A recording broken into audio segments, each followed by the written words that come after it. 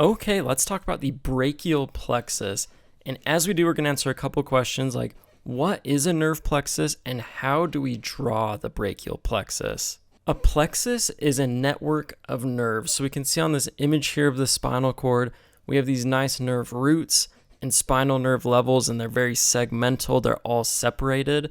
What we're going to see with the brachial plexus, instead of having them nice and separate, all of the ventral rami are going to merge and mix and form this plexus of nerves. We can see this merging of the nerves really well on this image. When the yellow with the nerves, we've got them all kind of crossing over, mixing, matching, doing their thing. And so that is a network of nerves, and that is the brachial plexus. So for the rest of this video, we're actually going to learn how to draw the brachial plexus. I think it's very beneficial. It does take a little bit the first few times to get it down, but once you're able to draw it, you really know it. You know where the branches are. This video that we're going to watch is an older video that I made as an entire upper limb review.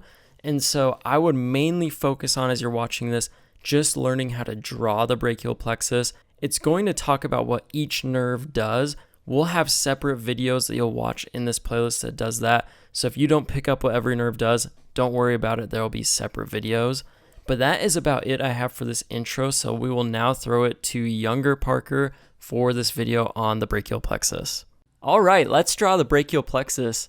And as we do, we're going to learn a brachial plexus mnemonic, and we'll also label the nerves of the brachial plexus and talk about what they do. I'm Parker, and this is Anatomy with Parker Ballard. Before we get started, I want to give credit to Mark Nilsson, who is an amazing anatomist and teacher at the University of Utah. This is a mnemonic that he came up with to help learn the brachial plexus. And the mnemonic goes like this: you young mermaids, line up in front of Poseidon's ultra trident. LSD salts made many mermaids undergo mass misery. Then Robert Taylor drinks cold beer. So it's a little bit of a longer mnemonic, but it's going to help us draw and label the brachial plexus. On the screen, you'll see the first part of our mnemonic, the you young mermaids. And so we're going to draw two Y's for the you and the young, and then we're going to draw an M for the mermaids. Then next is line up, so we're going to draw an L-shaped line up between the Y's. And at this point, we can see all the spinal nerve levels that contribute to the brachial plexus, so we'll add those on the side. Then you'll remember from our mnemonic that we line up in front of Poseidon's ultra trident, and so we'll add a three-pronged trident here behind the line up we just drew. And since it's an ultra trident, we can use those letters to label the branches that are coming off of it. And you can see that the branches actually spell Utlera, but we just use ultra in the mnemonic because it's easier to remember. And if I'm being honest, an ultra trident sounds a lot cooler than an Utlera trident. So the U in ultra represents the upper subscapular nerve. That comes from C5 and C6 and innervates the subscapularis muscle.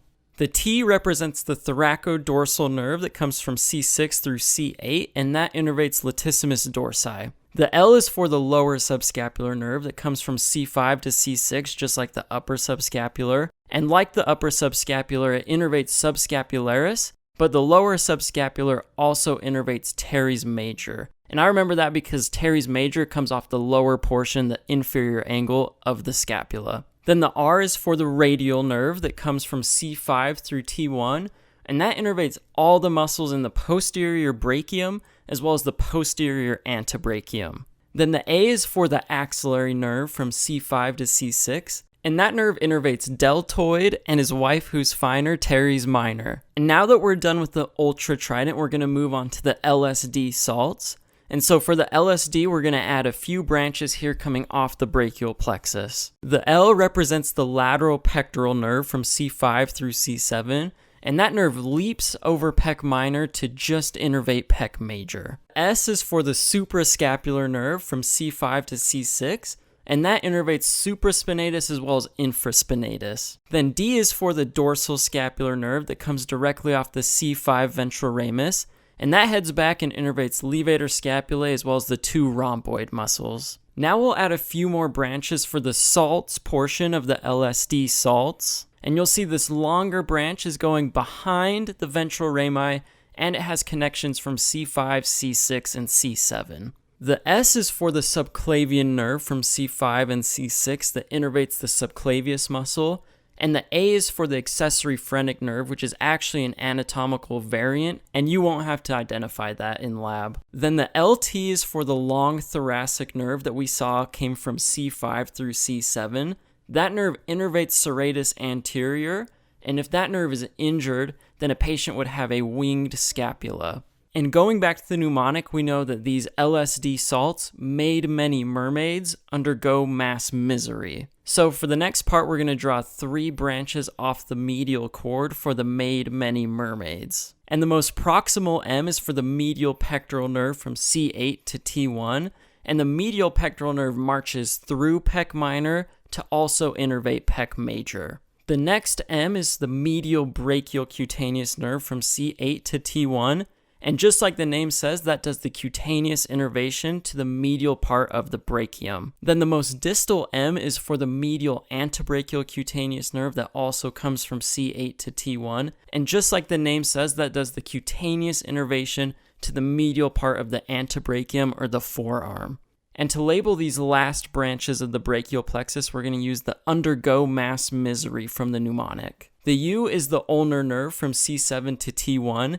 And in the anterior antebrachium, it innervates 1.5 of those 8 muscles. So it innervates the muscle that has ulnar in its name, flexor carpi ulnaris, and then it innervates the ulnar half of flexor digitorum profundus. Then in the hand, the ulnar nerve innervates all the intrinsic hand muscles that aren't innervated by the median nerve. And speaking of the median nerve, that is our next M here. It comes from C5 to T1.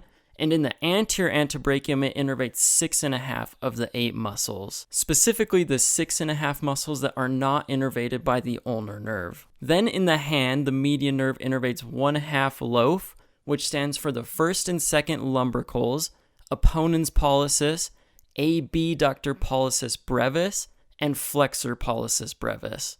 Then finally, our last branch is the musculocutaneous nerve from C5 to C7, and that innervates the muscles in the anterior brachial compartment, like the coracobrachialis, biceps brachii, and brachialis muscles. Then the last part of our mnemonic is Robert Taylor drinks cold beer, and that's in reference to roots, trunks, divisions, cords, and branches of the brachial plexus. So first, looking at the roots, you can see we have the spinal nerve levels of C5, C6, C7, C8, and T1. And even though these are called the roots of the brachial plexus, these are actually ventral rami. So we're going to zoom in here to a spinal cord and see how that all comes together. So you can see off the spinal cord, we have a ventral root for motor and then a dorsal root for sensory. Then where those come together, that's the C5 spinal nerve for this level. Then from the spinal nerve, we have a dorsal ramus that heads towards the back, as well as a ventral ramus here. And it's these ventral rami that are called roots to the brachial plexus, but just to be clear, these are not ventral roots, they are ventral rami. So we'll zoom out here and now look at the trunks, and these are formed when the roots of the brachial plexus come together. So there's a superior trunk, a middle trunk, and an inferior trunk. Then the trunks give off divisions. There are 3 posterior divisions and 3 anterior divisions. The posterior divisions are all a part of Poseidon's ultra trident that we drew earlier, and even though there's a line, that middle posterior division is continuous with the middle trunk. Then you can see the anterior divisions highlighted in that darker bluish purple color. Then the divisions come together to form 3 cords, a medial cord, a posterior cord, and a lateral cord. Those 3 cords get their name based off their relationship with the axillary artery. And you can see the medial cord is medial to the axillary artery, the lateral cord is lateral to it, then the posterior cord is just hiding back there behind the axillary artery. Then the very last part of the brachial plexus are the branches that we'll highlight in purple here. And since we've already labeled all of the branches, our job here is done. So to recap, we learned how to draw and label the brachial plexus using Mark Nilsson's mnemonic. And we also talked about the function of each nerve. We primarily focused on the motor function today, but we'll cover the cutaneous fields for each nerve's sensory innervation in another video. And that is it for learning how to draw the brachial plexus.